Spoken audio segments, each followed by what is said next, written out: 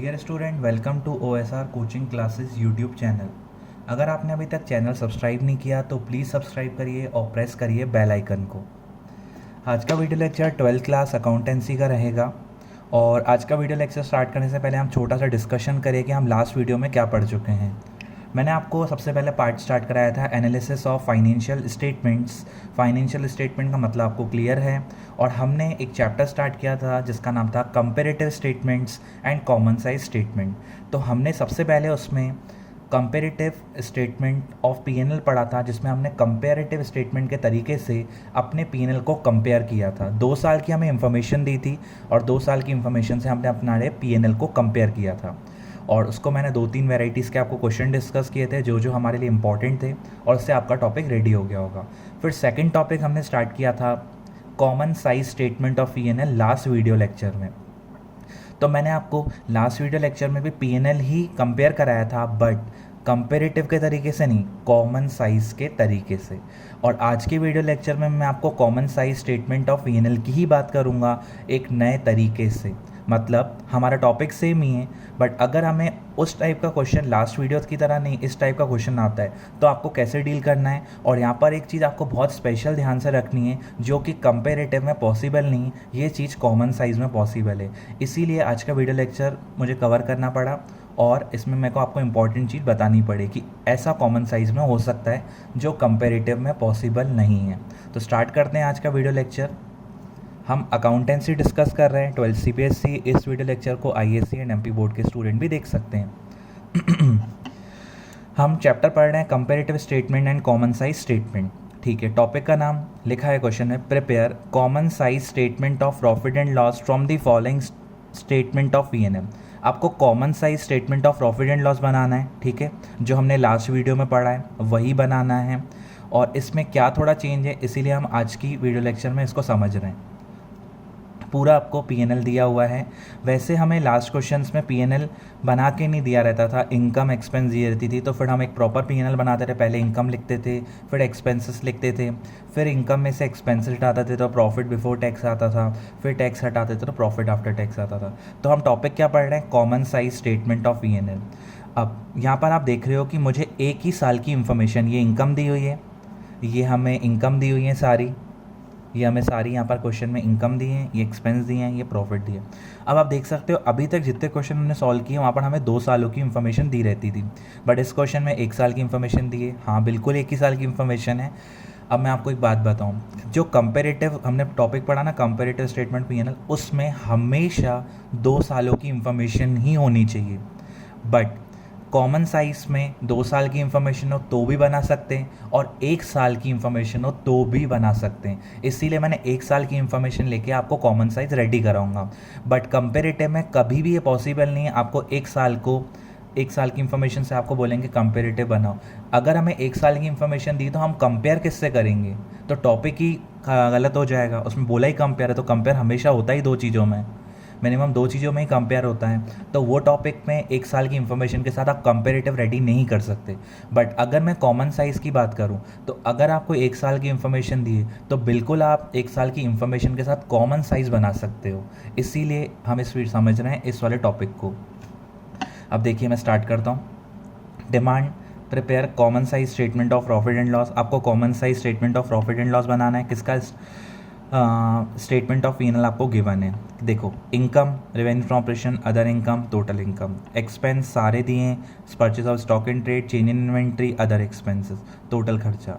पूरी इनकम में से एक्सपेंस हटा के प्रॉफिट बिफोर टैक्स भी निकाल के दिया। अभी तक जितने क्वेश्चन हमने पढ़े उसमें कहीं पीएनएल में प्रॉफिट नहीं निकाल के दिया था, हमें इनकम और एक्सपेंस दिए थे। तो आप पहले इनकम लिख रहे थे, फिर एक्सपेंस लिख रहे थे, फिर प्रॉफिट निकाल रहे थे। बट यहाँ पर आपके लिए एक फ़ायदा है कि आपको इनकम और एक्सपेंस सब कुछ सॉल्व करके पीएनएल के फॉर्म में बना के दिया है। तो आपको क्या करना है, सीधा कॉपी करना है, कोई एक्स्ट्रा मेहनत नहीं करनी।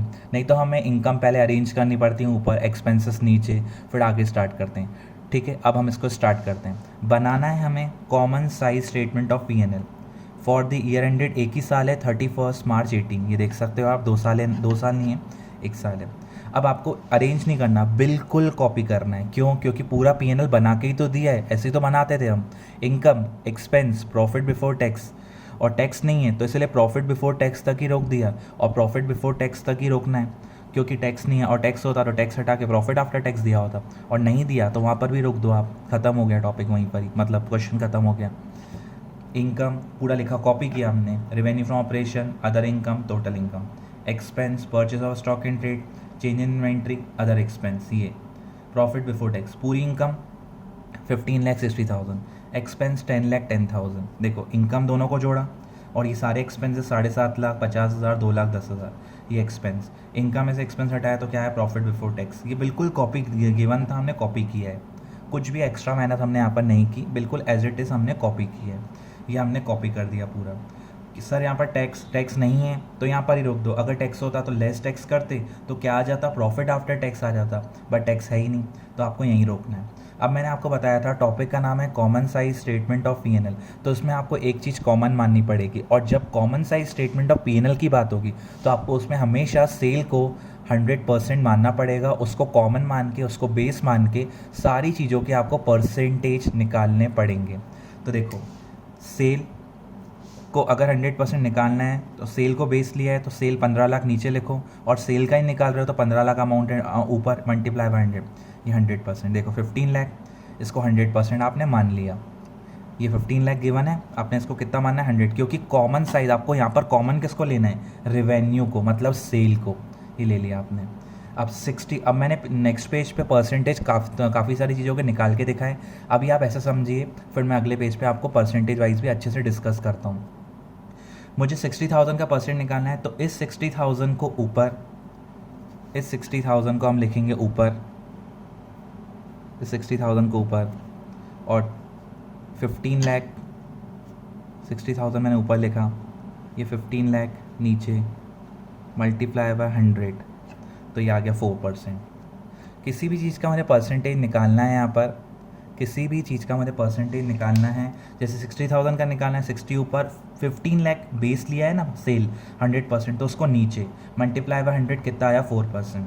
फिर 15 लाख 60 का निकालना है तो 15 लाख 60 ऊपर और 15 लाख नीचे, क्योंकि बेस 15 लाख ही रहेगा, तो बेस 15 लाख नीचे, ऊपर 15,60,000 ऊपर, मल्टीप्लाई बाय 100, 104%। देखो इसका सम हो गया। फिर 750 का निकालना है तो 750 ऊपर, 15 लाख नीचे, क्या 750 ऊपर और 15 लाख कहाँ लिखा आपने, नीचे, मल्टीप्लाई बाय 100 तो 50%। फिर 50,000 ऊपर, 15 लाख नीचे, 50 ऊपर 15 लाख नीचे, मल्टीप्लाई बाय 100 3.33%। फिर 2,10,000 ऊपर, फिर 2,10,000 ऊपर, 15 लाख नीचे, मल्टीप्लाई बाय 100 14%। कितना आया, 14% आ गया।